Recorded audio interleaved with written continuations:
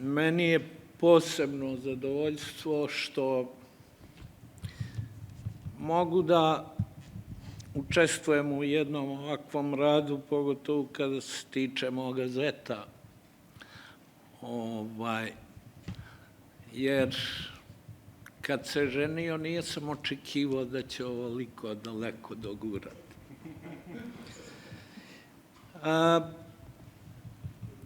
Naravno, kao i svi mi iz tog malog kraja ispod Hajle, svi smo bliski. Ja ne znam sa kim sve nisam rod.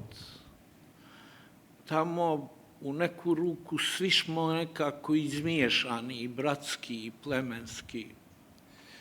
I o svima bi se moglo mnogo toga reći. Bratstvo Kurpejovića u svojem teritorijalnom dijelu u Sređanima, kao jedno vrlo važno bratstvo koje je iznjedrilo dva velika intelektualca u Crnoj Gori, prije svega mislim na rahmetli Omera Kurpejovića i na rahmetli Avdulja Kurpejovića kao osnivača i muslimanskog vijeća u Crnoj Gori.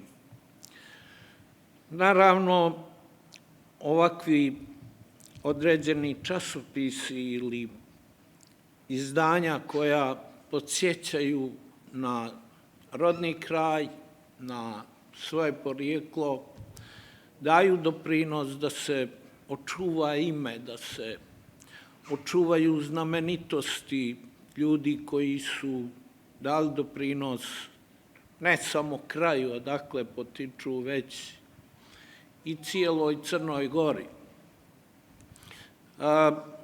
Ja molim sve ostale da se ne naljute što neću redom pominjati, ali ova dva čoveka su bili predvodnici opštine Rože u jednom dugom i značajnom periodu.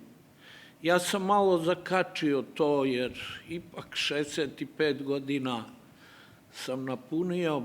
Kad sam došao iz Beograda 95. godine ovdje u Crnu Goru, napustio sam vojsku tada, pa prešao u policiju Crne Gore. Ja sam intenzivno se družio sa tim ljudima, jer vrlo mali broj iz našeg kraja je bilo ljudi tada ovdje. Iako mi je trebao neki savjet, ja bi otišao kod Čika Omera, a Avdulja sam zvao Dajo, jer smo bili bliski po majkama, rod. I od njih se moglo što naučiti. Naravno, kasnije i u procesu izgradnje Crne Gore kao nekog demokratskog društva, čiji je i produkt i ovo vijeće i ovaj savjet muslimana u Crnoj Gori, dobijaju svoju formu, svoj oblik i mogućnost kulturnog izražavanja i stvaranja određenih dijela koji ne ostavljaju u zaborav jednu strukturu stanovništva, jednu zajednicu. Mnogo je polemika bilo oko toga da li su Bošnjaci muslimani ili su muslimani Bošnjaci ili su jedno i drugo. Bilo je čak i okruglih stolova oko tog pitanja. Ja tu dileme nemam. Za mene kao profesora iz više predmeta, najviše sam trenutno angažovan na regionalnoj bezbjednosti i globalnoj bezbjednosti Univerziteta u Varšavi, na Fakultetu međunarodnih odnosa i Fakultetu političkih nauka, evo već 3. godina. I onda dugo sam predsjednik Maršal centar asocijacije, tamo sam i doktorirao u Njemačkoj, imao puno prilike da upoznam vrlo značajne ljude. Prvi sam i predstavnik u NATO-u, vrhovnoj savezničkoj komandi Crne Gore u NATO i dan danas držim te kontakte, ali ni ti svi veliki ljudi, od mnogih i predsjednika i diplomata koje sam upoznao, nemaju ništa veći format nego što su imali ovi ljudi koje sam pomenuo, a to su Omer i Abdul. Imali su slične ili iste rezone, a to je zajedništvo na globalnom nivou. Ti si me prozvala da moram da kažem nešto i o određenoj situaciji na ovom globalnom nivou. Može se ticati i ove zajednice muslimana u Crnoj Gori. Danas smo imali jednu vrlo značajnu konferenciju u hotelu Hilton o predlogu predsjednika Skupštine Mandića da se sve kriminogene grupe u Crnoj Gori proglase terorističkim organizacijama. I onda sam kao poznavalac tih prilika, profesor iz različitih oblasti, pozvan da budem glavni uvodničar, davao sam i intervju, vidjet ćemo, sutra će valjda biti objavljeno. To je jedna opasna pojava koja se danas širi, nažalost, na širem svetskom prostoru. Postoji, tema je bila i terorizam i kriminal. Ja bih rekao da danas imamo vrlo izraženi državni terorizam i omalovažava se čak i Međunarodni sud pravde kao najveće tijelo gdje su ljudi potlačeni po svijetu imali veliko povjerenje da makar tu mogu naći pravdu. Međutim, eto, prvi čovjek jedne od najvećih ili najmoćnijih nacija na svijetu, Sjedinjenih Američkih Država, ne priznaje taj sud. Putina smatra vrlo pametnim i angažovanim čovjekom za očuvanje mira. Prvi put u istoriji od osnivanja i NATO i Evropske unije desilo se da Sjedinjene Američke Države glasaju u Generalnoj skupštini Ujedinjenih nacija protiv rezolucije koja je bila u vezi Ukrajine, protiv rezolucije o Palestini.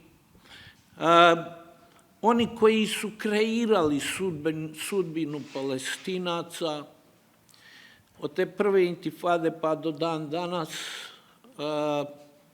je klasični terorizam od strane Izraela nad tim narodom, jer oni nemaju svoju državu, nemaju svoju zaštitu i to je terorizam, državni terorizam. Ovo što Rusija radi u Ukrajini, to je također državni terorizam.